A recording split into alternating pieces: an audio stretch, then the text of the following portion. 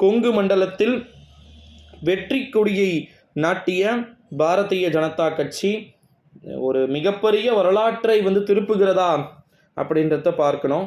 யோகியில் தொடங்கி அதே போல நம்முடைய பாஜகவுடைய ஸ்மிருதி இரானி தொடங்கி, நிர்மலா சீதாராமன் தொடங்கி, ராஜ்நாத் சிங் தொடங்கி, அண்ணாமலை தொடங்கி, இப்படி எல்லாருமே, மோடி தொடங்கி, அமித்ஷா தொடங்கி, இவ்வளவு பேரும் தமிழகத்துக்கு படையெடுத்தார்கள்.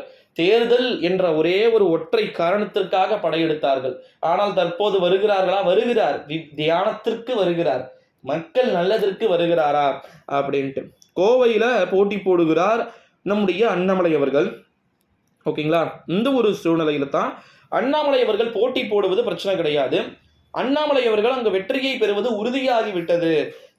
அண்ணாமலையுடைய வெற்றியை எந்த கொம்பனாலும் தடுக்க முடியாது அப்படின்னு சொல்லிட்டு இங்கு தொடர்ந்து பேசப்பட்டு கொண்டிருக்கு. உண்மையிலே Annamalai is the great leader அப்படின்னா அது உண்மையா?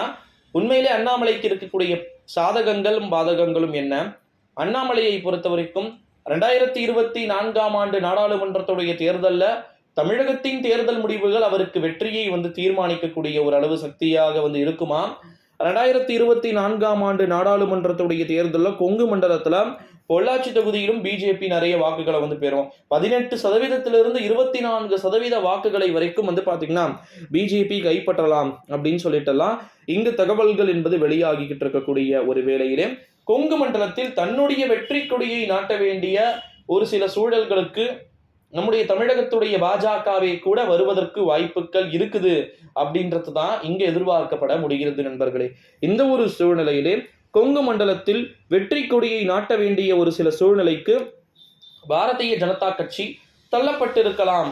அதற்கான வாய்ப்புகளும் சாத்தியக்கூறுகளும் ரொம்ப அதிகமாக இருக்குது அப்படின்னு சொல்லிட்டு இங்க தகவல்கள் அப்படின்றது எதிர்பார்க்கப்பட்டு கொண்டிருக்கக்கூடிய ஒரு சூழ்நிலையிலே நண்பர்களே, கொங்கு மண்டலத்தின் வெற்றி கொடியை தீர்மானிக்க போகின்றவை எவைகளாக இருக்கக்கூடும் என்பது இங்க மிகப்பெரிய ஒரு முக்கியத்துவத்தை காட்டுகிறது அப்படின்னு சொல்லலாம். தமிழகத்தில் வரப்போற 2024 ஆண்டு நாடாளுமன்றத்துடைய தேர்தல் நிறைய விதமான மாற்றத்தை ஏற்படுத்த போகிறது. ஓகேங்களா?